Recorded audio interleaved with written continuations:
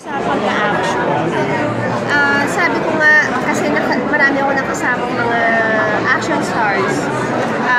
Most of the leading action stars na kasama ko, si FPJ, si The King. Si Mateo, sabi ko, alam mo kung mabubuhay yung action films ulit, pwede siya i-prove na action star. Nakita mo sa kanya mga qualities. Oo, kasi Mala siya. Rudy Fernandez. Talaga pinag-aaralan niya bawat fight scene. Tapos ang ganda ng katawan, ang gwapo, may abs, may, diba? Hindi yung action star na malaki ang tiyan. So, sabi ko, you're the new action star, the new generation. Kung ka-age mo siya, magka-clasher mo siya parang gano'n. Oo naman, swerte nga ni Sare. Oo, diba? Oo, tama. Pero swerte ng lola mo, diba?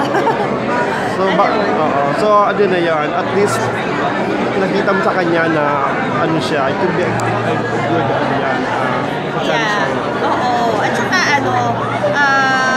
alam ko talagang dream niya makagawa ng action film. Yung mga sa routines, gusto naman siya. Ha? Sa mga routines ng action. Okay siya.